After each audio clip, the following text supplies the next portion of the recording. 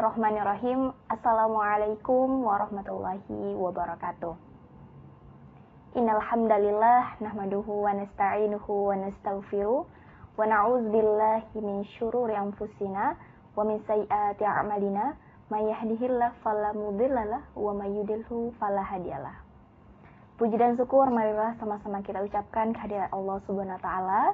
Dengan rahmat dan karunia-Nya kita dapat hadir dan berkunjung ke rumah Profesor Dr. Alidin Koto yang merupakan pakar politik Islam Indonesia dan juga merupakan Wakil Ketua Umum Pimpinan Pusat Persatuan Tarbiyah Islamiyah tahun 2022 sampai tahun 2027. Juga merupakan Ketua Ikatan Cendekiawan Muslim Indonesia Provinsi Riau. Selawat dan salam tidak lupa kita hadiahkan kepada pucuk pimpinan umat Islam sedunia, yakninya Nabi Muhammad SAW. Baik sahabat Perti Riau TV, hari ini sudah hadir Profesor Dr. Alidin Koto yang membersamai kita pada kesempatan kali ini. Sebelumnya kita sapa dulu ya. Gimana nih Prof? Kabarnya hari ini Prof? Alhamdulillah baik. Alhamdulillah ya Prof, dalam keadaan yang baik. Berarti siap nih Prof untuk kita bisa berbincang dan berdiskusi mengenai sebuah polemik nih Prof. Ya insya Allah. Insya Allah. Baik pemirsa, mungkin kita tahu ya bahwasanya ada sebuah polemik isu yakninya penolakan Ustadz Abdul Somad di Payakumbuh. Nah, kita sekarang akan bertanya nih kepada Prof. Alidin Koto mengenai polemik tersebut. Karena kita tahu ya bahwasanya Prof. Alidin Koto ini adalah pakar politik Islam Indonesia. Kayaknya pemirsa Prof ingin tahu nih bagaimana tanggapan Prof sendiri mengenai polemik yang ada pada isu yang beredar sekarang ini Prof. Ya baik, ini memang isu yang sedang viral ya, sedang hangat dan sepertinya saya memprediksi tidak akan berhenti sampai di sini. Dia akan berlanjut panjang nanti setelah itu.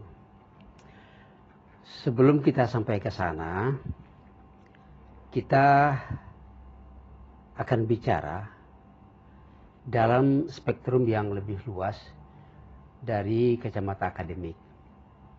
Kita tidak akan langsung bicara tentang apa yang terjadi di Sumatera Barat, khususnya di Payakumbuh, karena itu sudah banyak sekali dibahas orang ya. Yang perlu kita bahas bukan itu secara khusus, tapi adalah substansi dari persoalan itu. Apa substansinya? Di mana posisi ulama di dunia praktis, politik praktis itu sih?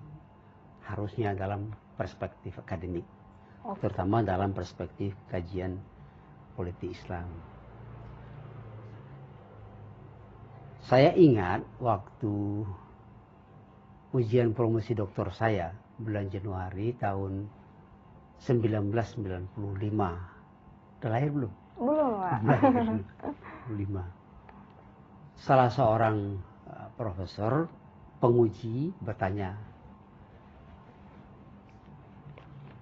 bagaimana menurut Anda orang mengatakan bahwa politik itu jahat? Menurut Anda bagaimana? Saya jawab, ada dua keywords apa yang disebut politik itu.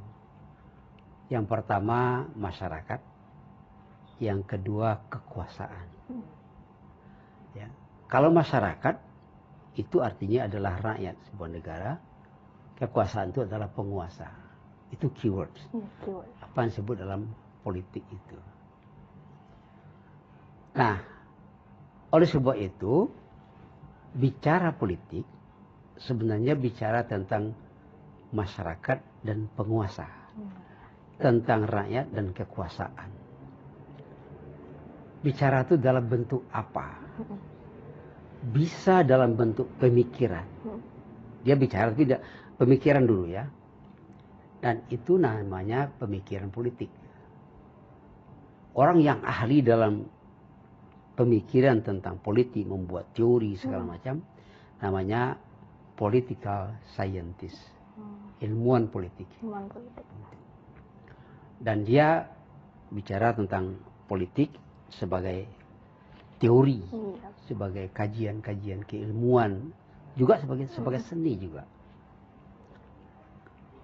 Kedua, ada politik dalam bentuk praktis, praktikal. Nah, orang-orang yang terlibat dalam politik praktis itu disebut dengan politikus. Politikus ya Pak ya? Kalau dia satu, Oh, iya. kalau banyak politisi. Politisi. Nah, artinya adalah apakah bentuknya pembicaraan, apakah artinya pemikiran, tindakan yang berhubungan dengan masalah masyarakat, dengan masalah kekuasaan, itu namanya politik. Politik. Oh. Itu namanya politik. Nah, ketika dia dalam tataran keilmuan, jadilah dia seorang political scientist. Ya, di ilmuwan politik. Ketika dalam praktek, jadi dia politisi atau politikus. Yang bermain di lapangan itu politikus. Tapi yang tukang konsep di belakang itu adalah, pemikir politik, dan mereka disebut juga sebagai pemain dalam bentuk high politik. High politik itu adalah orang atau pemikiran bagaimana mempengaruhi pusat kekuasaan. Bisa mengikut kita. Nah, itu disebut dengan high politik. Sementara yang disebut dengan orang praktisi politik itu disebut dengan low politik. Bagaimana caranya mendapatkan kekuasaan. Itu politik rendah namanya. Walaupun jadi anggota DPR sekalipun itu politik rendah. Tapi politik dalam artian how to influence the power, itu adalah mempengaruhi orang ya Pak ya? Itu politik tinggi. Nah, itu. Jadi, saya jawab pertanyaan Profesor bertanya tadi. Oleh sebab itu, politik itu perlu. Politik itu penting. Nah, dalam teori politik Islam, kekuasaan itu disebut sebagai imamah atau khilafah. Seorang yang sangat terkenal, ulama yang ahli dalam bidang pemikiran politik itu namanya Al-Mawardi. Dia mengatakan begini, innamal al-imamah, innama wudi'atil imamah li khilafatin nubuwah fi harasatin dunia wa fi siyasatin dunia wa harasatin din. Kekuasaan negara itu didirikan untuk dua hal. Pertama, li khilafatin nubuwah, untuk sebagai penyambung nabi, penerus nabi, khalifah nabi. Dalam hal apa? Yang pertama dalam hal memelihara agama, dan kedua dalam mengatur dunia, mengatur. Jadi penguasa intinya dalam Islam itu adalah mengemban misi kenabian juga. Misi kerasulan apa? Mengurus dunia, negara, kemudian memelihara agama. Lalu ada pertanyaan, bagaimana? Ulama boleh nggak terlibat dalam politik itu? Iya Pak, itu problematika juga. Problematika. Nah, sekarang kita lihat ulama itu siapa? Nabi mengatakan al-ulama warasatul anbiya. Apa itu? Ulama itu pewaris Nabi. Sementara kekuasaan dulu dilimpahkan oleh Allah ke Nabi langsung. Dua, Nabi itu kepala agama dan kepala negara. Iya, betul Pak. Kalau ulama itu warasatul anbiya, itu berarti ulama berfungsi kedua-duanya. Dia ikut memikirkan, mengurus dunia, dia ikut sebagai apa? Menjaga agama. Oleh sebab itu, boleh tidak ulama terlibat dalam politik? Bukan hanya boleh, tetapi harus. Kalau tidak, kacau ya Pak ya. Enggak juga. Politik akan berjalan tanpa bimbingan agama. dalam surat Al-Ahzab itu disebutkan bahwa Nabi itu diutus dua, Basyiran wa Nadhir. Basyir itu sebagai pencerah, pembawa kabar berita gembira. Bahwa gembira itu begini, kalau kamu begini berbuat baik, imbalannya begini. Kalau begini buat baik begini. Itu adalah motivasi. Itu memotivasi supaya manusia itu baik, menjadi baik. Tapi kalau kamu begini, kamu akan begini, kamu akan begini, kamu akan begini. Siksanya berat sekali. Itu namanya nadhira. Nah, seorang ulama yang duduk atau berperan dalam politik, dia seperti itu, mengurus itu. Nah, persoalan yang kedua adalah, kalau begitu ulama boleh, bukan hanya boleh, tapi harus. Harus ya Pak. Harus. Dalam sejarah bangsa kita, sejarah bangsa Indonesia, Belanda dulu membagi umat Islam ini kepada 3 hal. Apabila umat Islam beribadah, itu kalau perlu dibantu, dijaga. Tapi kalau berekonomi umat Islam itu diawasi. Tapi kalau sudah berpolitik, dikat, tidak boleh kekuasaan. Nah, apa katanya? Ulama umat Islam tidak boleh berpolitik. Dan itu dilanjutkan kemudian oleh orang-orang yang bermental kolonialis, bermental penjajah, supaya ulama-ulama tidak boleh berpolitik. Akibatnya politik itu diurus oleh orang lain. Itu ya sebab muasalnya Pak ya? Sebab muasalnya. Berikut, kalau begitu boleh dong ulama mendukung tokoh-tokoh tertentu yang dinilai oleh ulama itu untuk jadi pemimpin. Ya, itu gimana tuh Pak? Nah itu tadi, yang tadi itu. Ulama itu dia melihat calon. Misalnya kalau kemarin di Indonesia ada 3 presiden kan? Iya. Calonnya Ya. Anies, Prabowo dan Ganjar. Boleh tidak ulama menunjukkan salah satu pihaknya? Boleh. Boleh dalam artian apa? Kalau dia tahu kapasitas, kualitas, dan integritas. Ya. Isitasnya tidak perlu dia tahu. Tapi yang integritas itu kan akhlaknya. Iya. Mana di antara yang bertiga itu, menurut pengetahuan si ulama itu yang mendekati sifat Nabi. Siddiq, tabligh, amanah, fitnah, Nabi jajarannya jujur. Kalau diberi amanah dia diberi kepercayaan dia amanah, ya kan? Nah itu dari sekian banyak calon, ulama itu melihat ini yang paling pas untuk bangsa ini, dia boleh. Kan tadi Basyiran, ya, memberi pencerahan kepada umat. Ini, itu pendapat seorang ustadz, katakanlah, seorang ustadz, ya. Itu haknya. Dia bukan haknya, kewajibannya. Menurut saya, ijtihad saya, ini yang lepas. Nah, tetapi dia mendukung itu tidak boleh karena ada kepentingan. Untuk apa? Kepentingan untuk dirinya. Makanya boleh. Ustadz yang lain kalau boleh, apakah boleh? Yang lain menurut yang lain. Kalau menurut dia itu yang lepas, silahkan, selama dia tidak menumpangkan kepentingannya di situ untuk pribadinya itu. Itu boleh. Itu hak dia. Nah, saya melihat ada orang mengatakan kalau ulama ikut mendukung umat menjadi pecah belah. Iya, Pak. Karena umat tidak paham, dan memang umat tidak paham. Seakan-akan ini tidak boleh. Ulama mendukung. Jangankan dukung. Waktu jalan presiden yang dulu, waktu Jokowi kan? Iya, Pak. Wakil presiden siapa? Ketua Majelis Ulama malah. Dia bukan hanya mendukung, tapi dia sendiri yang langsung jadi calon. Apalagi mendukung. Boleh saja. Sementara dia tidak punya kepentingan di situ.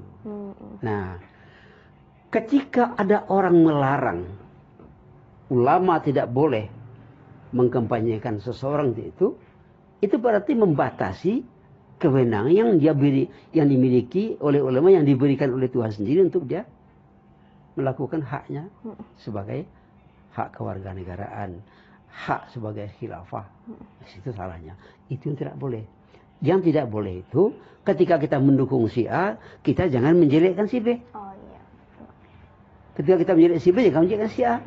Ayo kita sama-sama menurut misalnya menurut Pak Ustadz Gamal, calonnya ini yang paling bagus dia, rasanya ini. Tapi menurut saya yang ini, ya boleh, silakan nanti. Nanti yang terakhir silakan nanya kepada. Jadi ulama itu menyajikan kalau ini makanannya, menunya isinya ini. Kalau ini menunya isinya ini. Nanti bagaimana? Nanti silahkan siapa yang memilih. Setelah duduk iya, bersama, dipilih bersama, menyatu kembali. Itu ulama umat tidak akan pecah dengan cara. Cuma pencerdasan seperti ini yang kurang. Iya. Ya. Jadi itu pertama. Yang kedua memang kalau menurut dalam